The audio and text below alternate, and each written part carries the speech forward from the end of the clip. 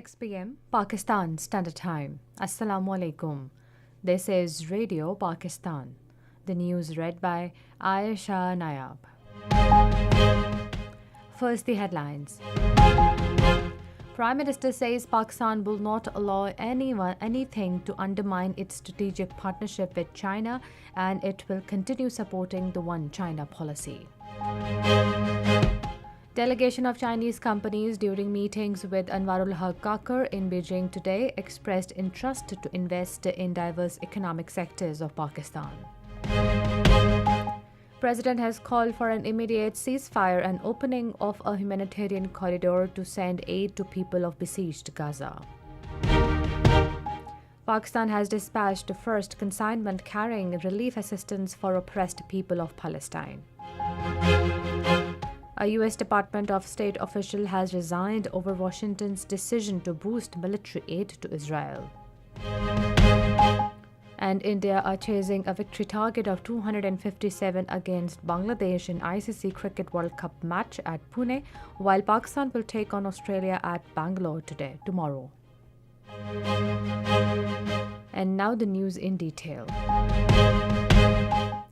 Prime Minister Anwarul Haq Kakar has reiterated that Islamabad will not allow anything to undermine its strategic partnership with Beijing, and it will continue supporting the One China policy. He was speaking at a delegation-level meeting with Chinese President Xi Jinping in Beijing today. Prime Minister said Pakistan will not take an inch back when it comes to its relationship with China. Appreciating President Xi Jinping's vision of connectivity, the Prime Minister said it is a roadmap for not just physical connectivity, but it is an important stabilizing factor in international order.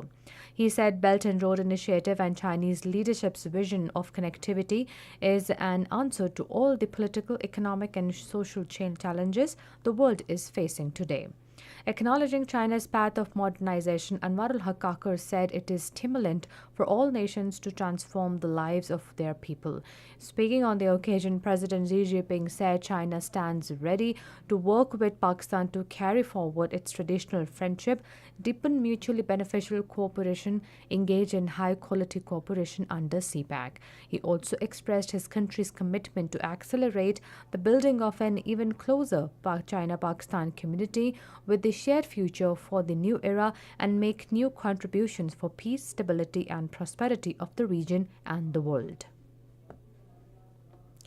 Prime Minister Anwarul Haq Kakar has appreciated the role of the Communist Party of China in cementing the Pakistan-China relationship and fostering greater understanding between the two countries. In a meeting with Minister of the International Department of the CPC Central Committee, Liu Qingao, in Beijing today, he also lauded CPC's contribution in the development of modern China.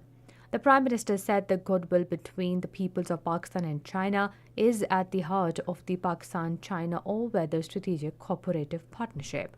Both Prime Minister and Minister Liu also discussed promotion of people-to-people contacts to help advance the exceptional friendship between Pakistan and China.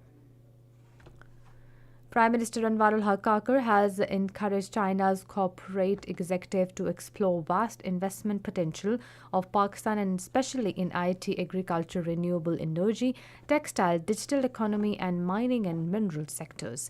He said this during his meeting with the number of Chinese corporate executives on the sidelines of the Third Belt and Road Forum in Beijing. The Prime Minister apprised the Chinese businessmen of the Pakistan's initiatives for economic and financial stability. The CEOs and executives of Chinese enterprises who called on the Prime Minister, including Monumental MCC, China Communication Construction Company, China Road and Bridge Corporation, COFCO, Amir International Group, Power China, China Energy and China Guangzhou Group. Prime Minister Anwarul Haq Kakar has said Pakistan is offering Chinese companies and the world an opportunity for investment in mining and metallurgy sectors with high productivity yields. He expressed these views during a meeting with Chairman Monumentals Wing Zhilong and Chairman China Metallurgical Group Corporation Cheng Zhang in Beijing.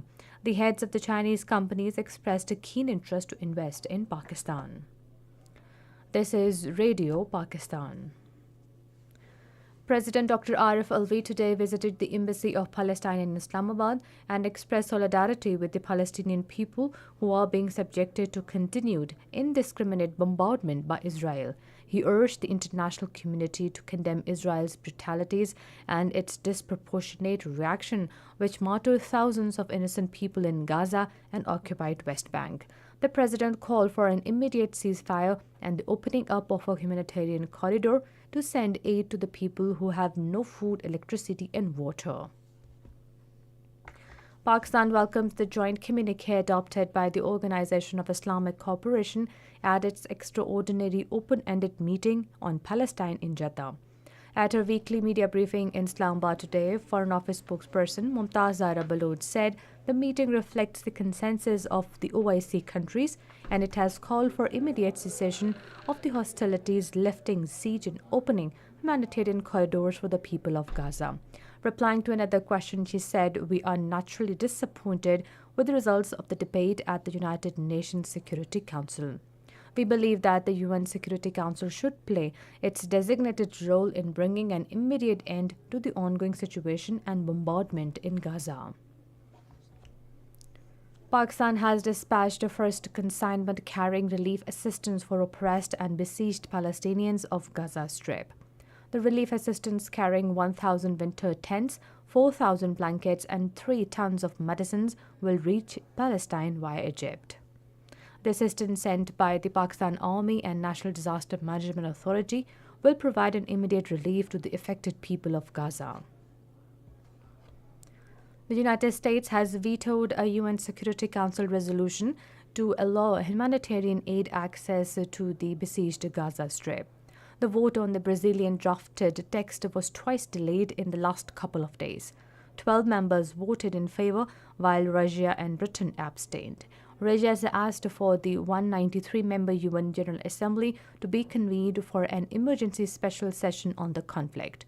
Meanwhile, the UN Secretary General Antonio Guterres has called for an immediate humanitarian ceasefire to allow for release of hostages and humanitarian aid access to Gaza. A U.S. Department of State official Josh Paul has resigned over Washington's decision to boost military aid to Israel. In a note published online, Director of Bureau of Political Military Affairs said the administration of President Joe Biden is repeating the same mistakes Washington has been making for decades. The United Arab Emirates and Japan have urged the need to expedite efforts to achieve a comprehensive and just peace in Middle East.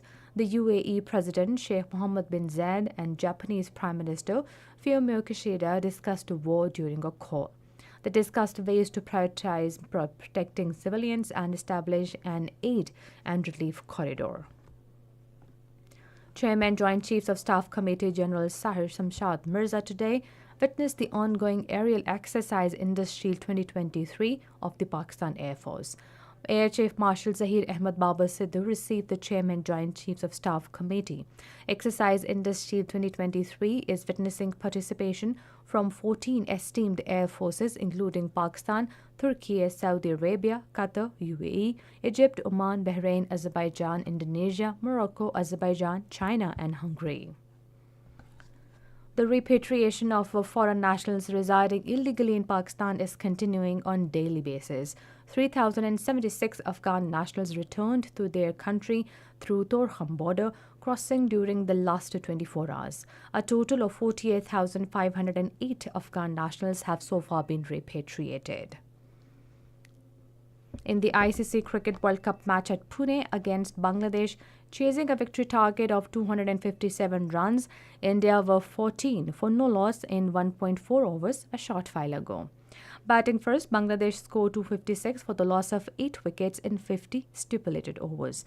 Pakistan will take on Australia at Bangalore tomorrow. And finally, the weather report. Dry weather is expected in most parts of the country, while cold in northern parts during the next 12 hours.